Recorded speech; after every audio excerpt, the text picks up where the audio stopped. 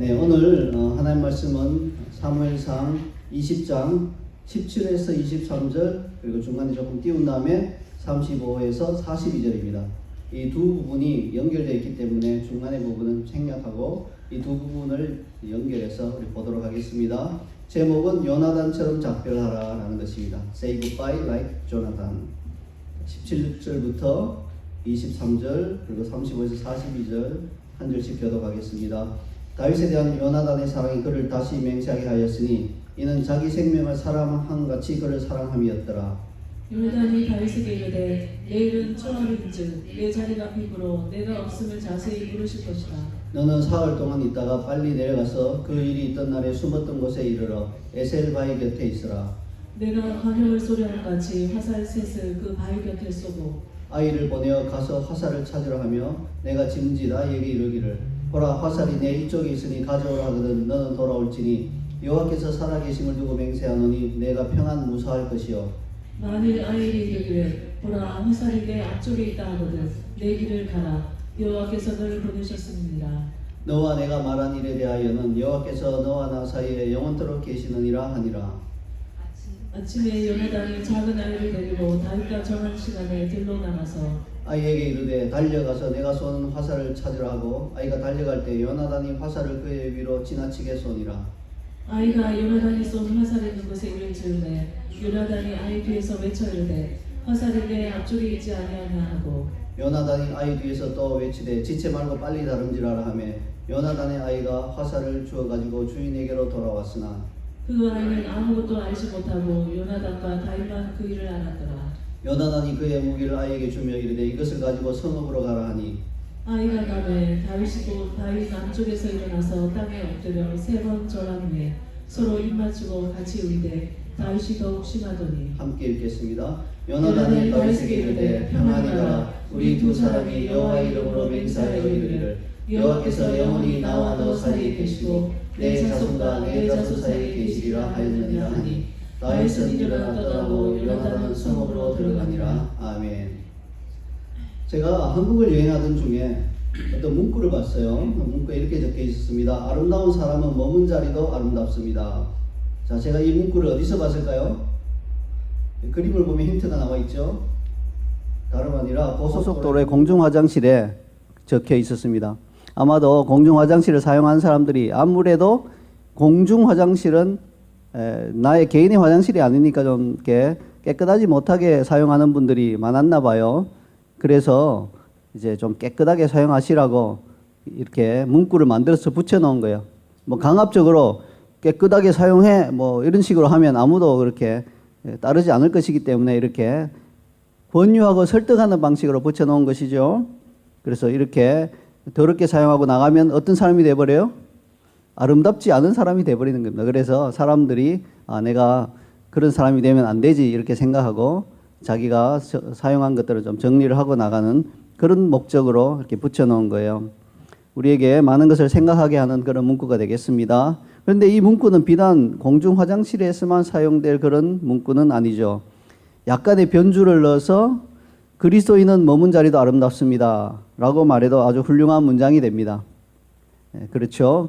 그리스도인은요 함께 머물러 있을 때도 아름다운 사람이어야 하고요 떠나더라도 여전히 아름다운 사람으로 남아야 한다는 것입니다. 인생은 만남의 연속이라는 말이 있어요.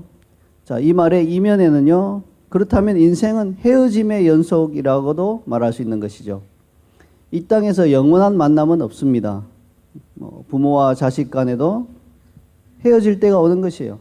자식이 당장 유학을 해외로 가게 되면 헤어지는 것입니다. 사별은 말할 것 없고요.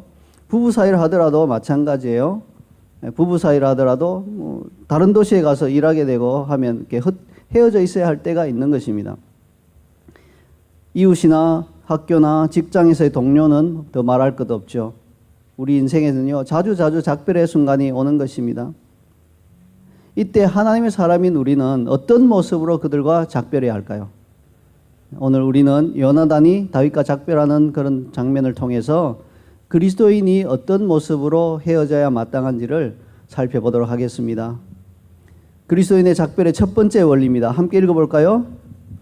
사랑하는 상태로 헤어지라. 네, 그렇죠. 사랑하는 상태로 헤어지라. 본문 17절 말씀을 같이 읽겠습니다. 다윗에 대한 요나단의 사랑이 그를 다시 맹세하게 하였으니 이는 자기 생명을 사랑함 같이 그를 사랑함이었더라. 오늘 본문에 나오는 다윗과 요나단처럼 서로 사랑하는 상태에서 헤어지는 것이 가장 이상적이고요. 가장 좋은 것이죠. 서로 미워하지 않고 서로 정말 사랑하는 가운데 헤어지는 것. 뭐 보통 가족들이 헤어질 때 다 그렇잖아요. 사랑하는 상태로 헤어지는 것이죠. 그런데 이 세상에는요, 항상 사랑하는 상태로 헤어지기 어려울 경우가 있어요. 그렇잖아요. 뭐 어떤 사람이 뭐 나에게 큰 잘못을 하고 이렇게 우리가 이렇게 헤어지게 되면 그게 참 사랑하는 상태로 헤어지기가 쉽지 않은 거죠. 그러나요, 그리스도인이라면 어떤 상황에서도 예컨대 상대방이 자신을 미워하는 상황에서도 적어도 상대방에 대한 사랑을 품고 헤어질 수 있어야 하는 것입니다. 이것이 하나님께서 기뻐하시는 하나님 나라의 작별의 원리인 것입니다. 쉽지 않겠죠? 상대방이 나를 미워하고 있는데 나는 상대방을 사랑하고 축복하면서 헤어지는 것. 결코 쉽지 않습니다. 그러나 그리스도인들은 그러한 작별을 할 수 있어야 한다는 것입니다. 이처럼 그리스도인들은 마치 요나단이 자기 생명을 사랑함 같이 다윗을 사랑한 것처럼 자기 이웃을 몸과 같이 사랑하도록 부르심을 받았습니다. 그리고요, 원수마저도 사랑하라 그런 부르심을 받았죠. 그러므로요, 우리 그리스도인들이 이 계명을 우리가 늘 기억하고 자기 이웃을 몸과 같이 사랑하고 원수 같은 자도 내가 사랑하고 이렇게 있다면 뭐 작별의 순간이 오더라도 나는 사랑하는 마음으로 그를 떠나보낼 수 있게 될 것입니다. 물론 그 사람이 어떻게 나를 떠나보낸가는 그 사람 문제이고요. 하나님은 그 사람과는 그 부분에 있어서는 하나님께서 그 사람과 이야기하실 겁니다. 그러나 적어도 나는 그리스도인인 나는 떠나보낼 때 미워하거나 저주하거나 이런 마음이 아니라 비록 그 사람이 나를 미워하고 나를 싫어하더라도 나는 그 사람을 사랑하는 가운데 떠나보내는 것이 하나님 나라의 작별의 원리인 것입니다. 안타깝게도 오늘날 우리는요, 그리스도께서 우리에게 주신 기준에 따라서 형제와 이웃을 사랑하지 못하고 있다는 것입니다. 그리스도께서 우리에게 주신 사랑의 기준이 뭘까요? 요한복음 15장 12절에 나와 있어요. 함께 읽겠습니다. 내 계명은 곧 내가 너희를 사랑한 것 같이 너희도 서로 사랑하라 하는 이것이니라. 그리스도인은 바로 이렇게 서로 사랑하다가 헤어지는 날을 맞이해야 마땅한 것입니다. 근데 이것이 안 되니까 헤어질 때도 사랑하는 상태로 헤어지지 못하는 거야. 여러분, 어떤 분들은 그렇게 말해요. 나는 안 믿다가 마지막 순간에 죽기 전에 예수님 믿고 죽겠습니다. 그래서 천국 가겠습니다. 희망사항이에요. 그게 안 되는 거예요. 평생 동안 안 믿었는데 어떻게 마지막 죽는 순간에 딱 믿을 수 있겠습니까? 물론 어쩌다 그렇게 가능할 수는 있지만 대부분은 불가능해요. 마찬가지로 나는 계속 미워하면서 살다가 헤어질 때 막 마음을 추스려서 사랑하는 마음을 불러일으켜서 사랑하는 가운데 헤어지겠습니다. 안 되는 것입니다. 그때 이렇게 쭉 지내온 상태 그대로 헤어지게 되어 있어요. 그러므로 평소에 사랑해야지 헤어질 때도 사랑할 수 있는 것입니다. 자, 그러면 어떻게 해야 우리는 예수님께서 제시하신 그 기준, 그 높은 기준으로 서로 사랑할 수 있을까요? 그 일은 단번에 될 수는 없는 것입니다. 우리가 예수님 믿는다고 단번에 모든 사람을 내 몸처럼 사랑할 수 있고 원수도 사랑할 수 있고 그리스도께서 우리를 사랑하신 것처럼 사랑할 수 있게 되는 게 아니라는 것이죠. 지난주에 우리가 나눈 것처럼 요나단처럼 사랑하고자 애쓰고 노력을 하셔야 되는 거예요. 그래서 조금씩 우리의 사랑이 그리스도의 사랑에 더 가까이 갈 수 있도록 삶 가운데서 우리가 사랑을 베풀고 사랑을 나누는 그러한 실천적인 노력을 하셔야 됩니다. 그래서 실제로 우리는 일상의 삶에서 사랑하는 법을 가족을 통해서, 이웃을 통해서, 친지들을 통해서, 친구들을 통해서 배워야 돼요. 이런 상황에서 내가 이렇게 해야지 그를 사랑하는 방법이 되는 것이구나. 이걸 몸으로 습득을 해야 됩니다. 그렇게 할 때 우리는 점점 더 사랑이 커져가고요. 오늘 주제처럼 헤어질 때도 사랑하는 상태로 헤어질 수 있게 되는 것입니다. 저는 젊은 시절에 그리스도를 구주로 영접한 이래 원칙을 세우는 게 있어요. 어떤 상대와도 서로 얼굴을 붉히지 않고 헤어지겠다, 이렇게 원칙을 세워놨습니다. 미워하는 가운데 헤어지지 않겠다는 거죠. 싫어하는 가운데 헤어지지 않겠다는 겁니다. 물론요, 얼굴을 붉히지 않고 헤어지는 것과 하나님의 사랑으로 사랑하는 가운데 헤어지는 것은 차이가 있죠. 그러나 미워하는 상태로 헤어지지 않는 것만 해도 꼭 미워해야 될 그 상황에서도 미워하지 않고 그냥 얼굴 붉히지 않는 선에서 헤어질 수 있다는 것은요, 더 큰 사랑을 품고 헤어질 수 있도록 발전해 나갈 수 있는 좋은 첫걸음이 되기에는 충분합니다. 정말 미워해야 되는데도 얼굴 안 붉히고 좋게 좋게 잘 헤어지면 그게 좀 쌓이다 보면 나중에는 그리스도의 사랑으로 사랑하는 가운데 헤어질 수 있게 된다는 것입니다. 여러분도 아시다시피 저는 2022년 말 제가 29년 동안 몸담았던 선교단체에서 작별을 구하고 떠났습니다. 그 과정이 다 밝힐 수는 없지만 결코 유쾌하지 않았습니다. 인간적으로도 굉장히 서운한 마음도 많이 들었고요. 때로는 분노가 치밀어 오르는 그런 일들도 있었습니다. 그러나 결국은 관계된 모든 분들과 얼굴을 붉히지 않고 떠날 수 있었습니다. 다만 제가 그분들을 더 큰 사랑으로 품으면서 축복하면서 떠나지 못한 점은 주님 앞에 죄송한 마음이 있어요. 아직 제가 많이 부족한 탓이죠. 제가 조금 더 성숙했더라면 저를 대하는 그분들의 태도가 어떤지에 상관없이 저는 그분들을 그리스도의 사랑으로 사랑하는 가운데 헤어질 수 있었을 텐데 말입니다. 그러나 적어도 얼굴 붉히진 않았어요. 지금 만나도 그냥 진심이 우러나오진 않지만 그냥 반가운 얼굴로 만날 수 있는 그런 정도로는 헤어졌습니다. 여러분은 어떤가요? 그동안 여러분의 삶에서 이런저런 작별들이 많이 있어 왔을 것입니다. 혹시 그 중에서 서로 원수가 된 상태로 헤어진 적이 있지 않은가요?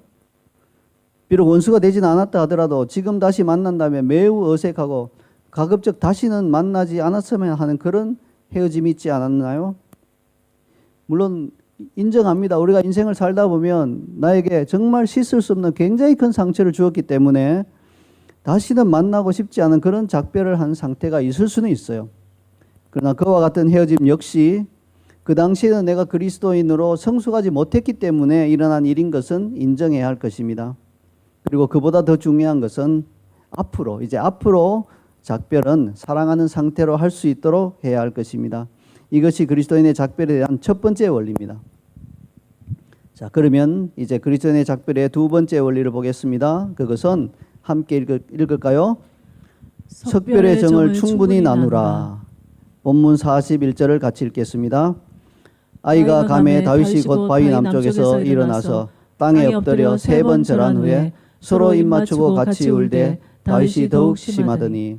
자, 지금 장면은 어떤 장면입니까? 그 중간에 빠진 장면이 이제 이렇게 우리가 이해를 해야 돼요. 요나단이 자기 아버지에게 아버지의 의중을 확실하게 알았어요. 아버지가 다윗을 죽이기로 굳게 결심한 걸 알았어요. 그거 아니지 않습니까? 했다가 창에 맞아 죽을 뻔했어요. 아버지가 단창을 요나단에게 던져버린 거예요. 그러니까 이건 너무나 확실하게 결심한 걸 알고는 이제 다윗에게 이걸 알려준 다음에 마지막으로 서로 헤어지기 직전의 상황이죠. 그러므로 요나단이나 다윗 모두 어쩌면 이것이 이 땅에서 그들이 마지막으로 서로 보는 것일 수도 있다는 것을 알았기 때문에 감정이 복받쳤던 것입니다. 물론 뒤에 보면 다시 한번 잠깐 만나긴 해요. 그러나 그때 당시로는 알 수가 없는 거죠. 이게 어쩌면 이 땅에서 우리의 마지막 만남이다라고 생각이 되었기 때문에 굉장히 감정이 복받쳤던 거예요. 본문은 서로 입맞추고 같이 울되 감성이 풍부했던 다윗이 더욱 심하게 울었다고 말씀합니다. 네, 하나님께서 창조하신 지정의로 구성된 혼을 가진 우리 인간이 이 땅에서 사랑하는 이들과 헤어질 때 슬퍼하면서 우는 것은 부끄러운 일이 아닙니다.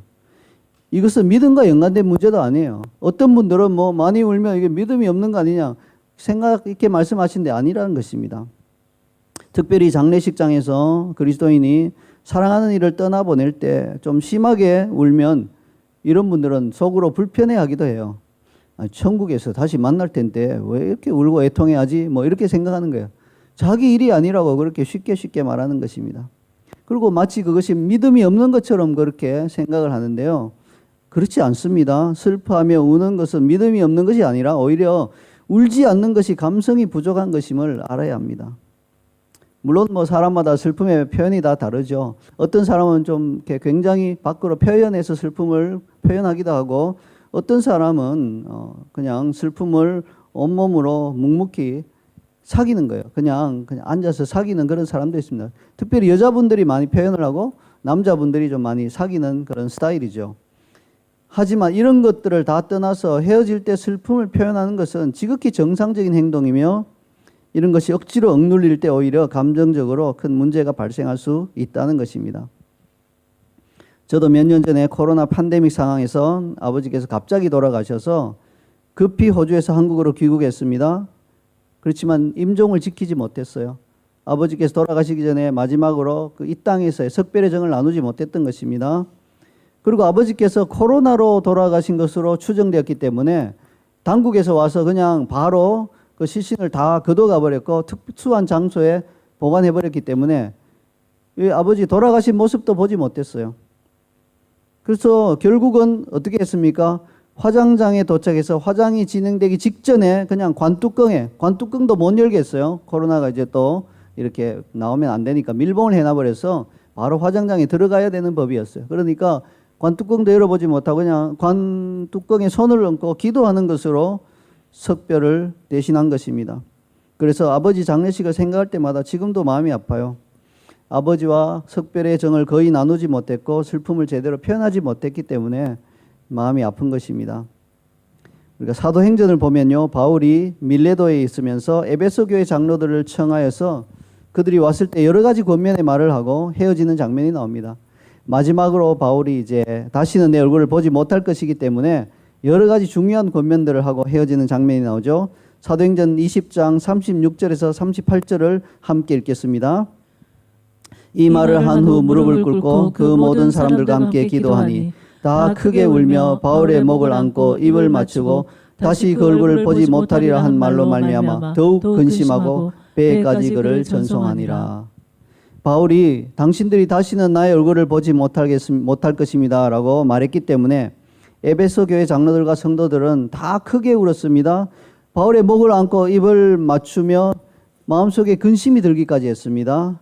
그리고 차마 발길이 떨어지지 않아서 배에까지 바울을 전송했습니다. 이것이 지극히 당연한 그리스도인의 헤어짐의 모습입니다. 바울 사도님 이제 곧 천국에 가시겠으니 축하드려요. 뭐 이런 황당한 말로 헤어지지 않았다는 것입니다. 그들은 마음 깊은 곳에서 솟아나는 석별의 정을 나누면서 헤어진 것입니다.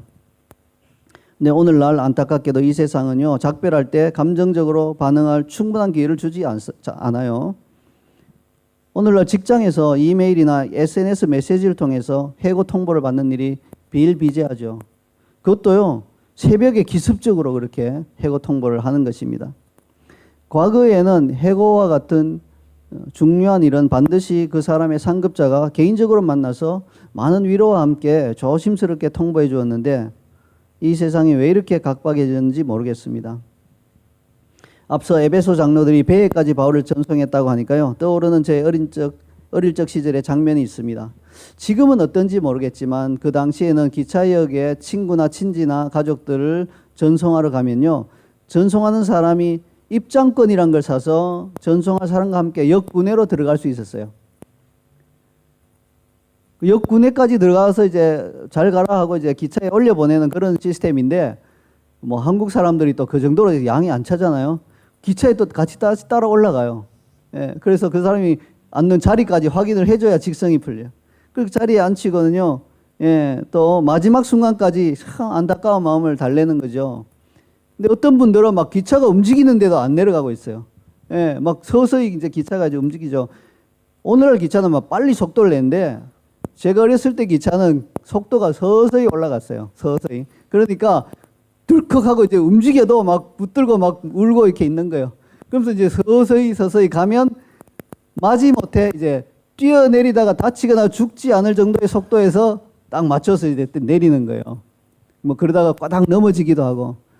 좀 우스꽝스러운 모습이지만 그만큼 석별의 정을 충분히 나누었다는 거예요. 그 안타까운 마음, 그 참 다시 좀 얼마 동안 보지 못하는 이런 마음들을 충분히 나누고 이렇게 헤어졌기 때문에 기차에서 뛰어내리다가 무릎이 까졌을지는 몰라도 집으로 돌아오면서 그 마음이 좀 그래도 그 정을 나눈 그런 마음이 계속해서 그를 위로하는 그러한 시간을 가질 수 있었던 것입니다. 이게 불과 반세기 전의 모습이었어요.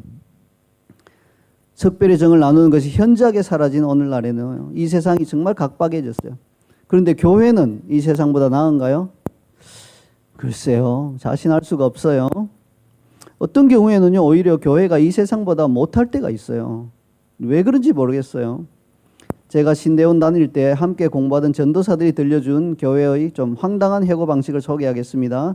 그때가 1990년대 말이니까 지금으로부터 25년 전이잖아요. 그러니까 지금은 어쩌면 이거보다 훨씬 더 심해졌을 수도 있다는 것을 감안하고 들으셔야 돼요.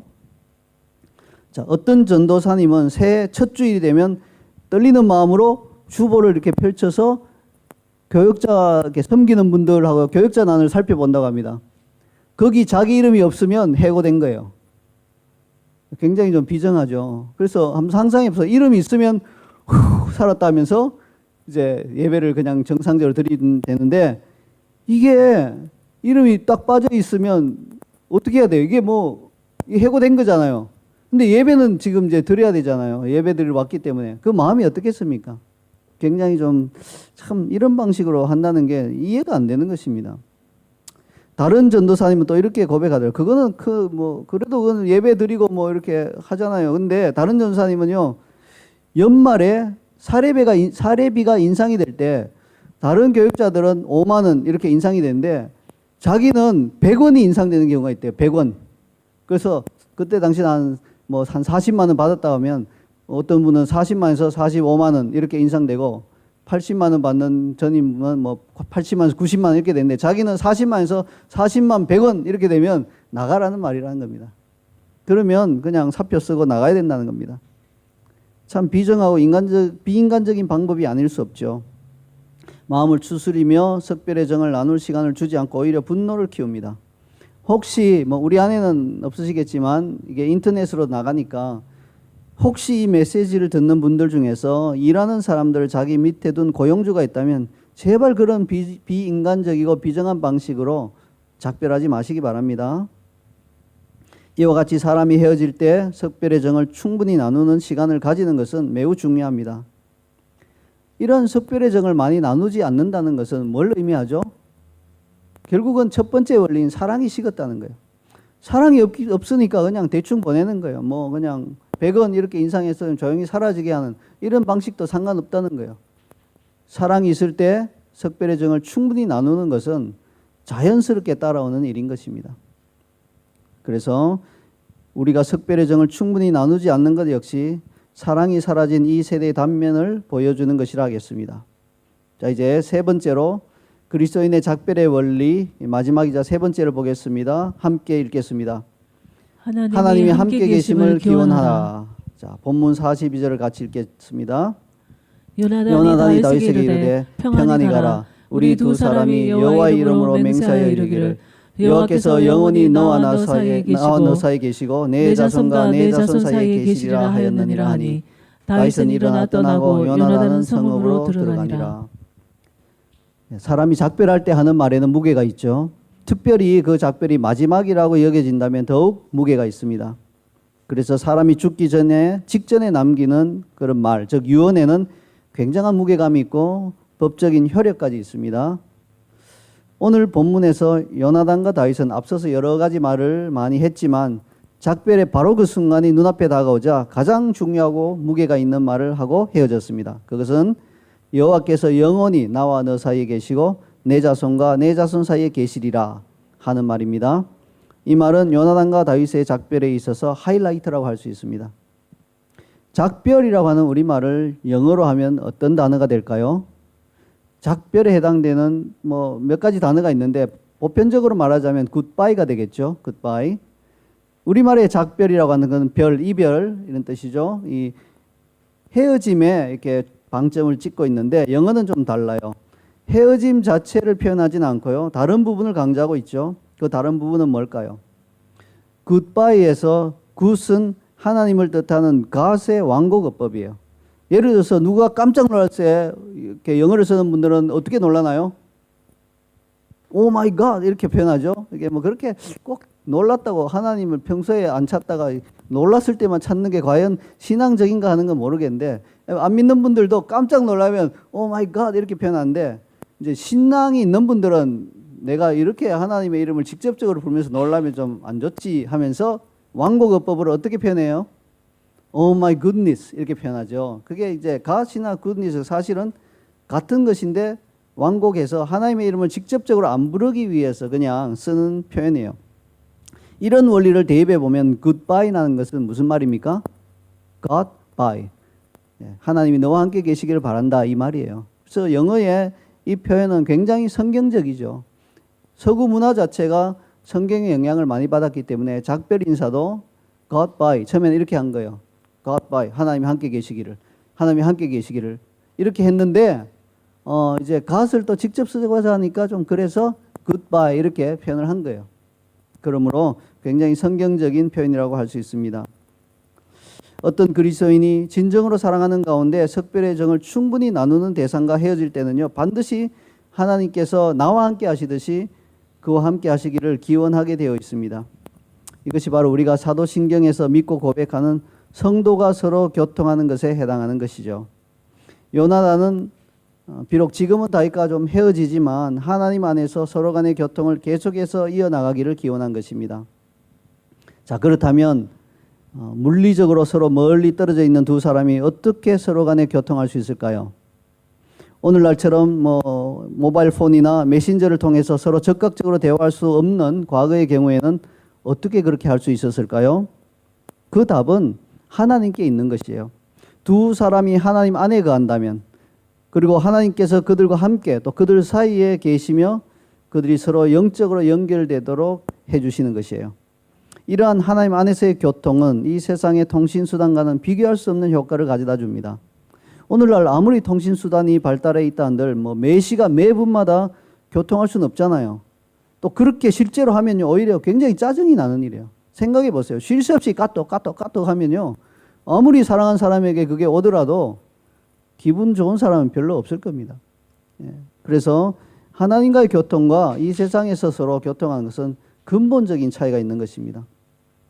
나와 함께 하시듯 하나님께서 상대방과도 함께 하실 것이라는 믿음으로 인해서 그것은 우리에게 짜증이 아니라 평안을 가져다 주는 거죠. 이렇게 서로 하나님 안에서 교통하는 사람들은요, 특징이 있어요. 아무리 세월이 흘러서 만나도 마치 바로 어제 헤어진 것처럼 반가운 얼굴로 그렇게 다시 만날 수 있다는 거예요. 어색함이나 서먹서먹함이 없는 것이에요. 하나님 안에서 서로 교통하고 있던 사람들은 이러한 다시 만남의 축복이 있는 것입니다.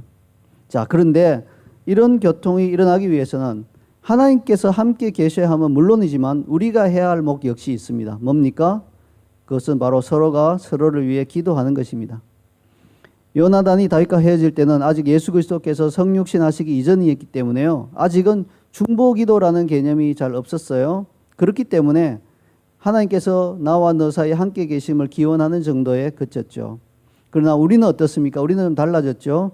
우리는 모든 중보기도의 근거가 되는 예수 그리스도의 십자가 죽으심과 부활의 사건이 일어난 이후에 믿는 그리스도인들이기 때문에 서로 헤어질 때 서로를 위해 중보기도를 약속할 수 있고 또 마땅히 그렇게 해야 합니다.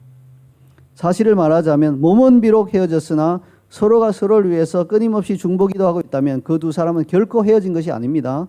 하나님 안에서 교통되어 있고 연결되어 있는 것입니다. 반면에 서로가 서로를 위해 중보기도하지 않는 그런 사이라면 시간이 흐름과 함께 기억에서 서서히 희미해져 갈 것입니다. 아무리 가까운 사이라도 그렇다는 것이죠. 젊은 시절 제가 고향이 대구에서 대학교를 다닐 때 저의 멘토였던 미국 선교사님이 계셨습니다. 본명이 윌리엄 그럽이라고 하는 그분은 한국 이름을 지으실 때요, 성씨를 그럽이니까 기역 들어가는 걸로 지어야 되겠다고는 기역자로 들어가는 이름이 강씨도 있고 고씨도 있고 권씨도 있는데 구씨로 지으셨어요. 대구에서 활동하는 선교사님이니까 대구구씨 이렇게 해서 구의령, 의로운 영혼 이런 뜻인지 모르겠는데 구씨로 지으시고 대구구씨에 내가 시조다 이렇게 자부심을 가지셨어요.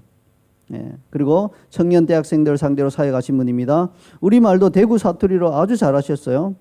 또 가끔씩은 뜬금없이 성경의 표현으로 사람들을 아주 웃게 하였습니다. 예를 들어서 여름 휴가를 다녀오신 후에 만나서 휴가 잘 다녀오셨습니까? 이렇게 여쭈면요, 오, 휴가 너무 좋았어요. 근데 별장에 모기가 충만하여 많이 힘들었습니다. 이렇게 성경적인 표현이잖아요. 충만하면 성령 충만, 꽉 차 있는 것을 충만이라고 생각한다고 이분은 모기 충만을 이야기하신 거예요. 우리 한국 사람 입장에서는 좀 황당하게 느껴지죠. 한국 사람이 누가 모기가 충만했다고 말해요. 그런 게 없잖아요.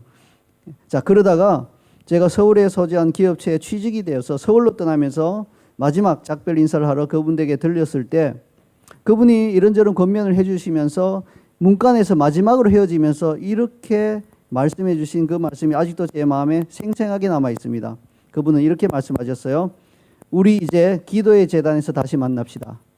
네, 그분은 성도의 교통을 이렇게 아름다운 말로 잘 묘사한 것이죠. 웬만한 우리나라 사람보다 우리말 더 잘하지 않으신가요? 이제 말씀의 결론을 맺겠습니다.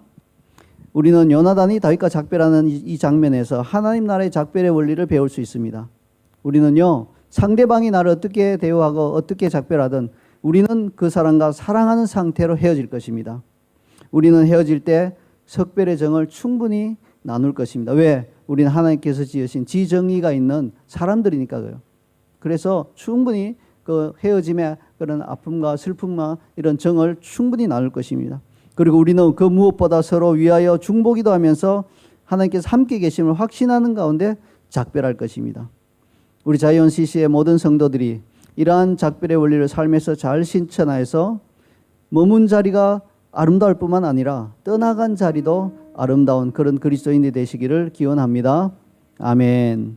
네, 이제 오늘 핵심되는 메시지를 적어놨습니다. 우리 함께 읽으시면서 오늘 배운 원리들을 우리 속 사람 안에 깊이 좀 넣는 그 시간을 갖도록 하겠습니다. 함께 기도하며 나가겠습니다.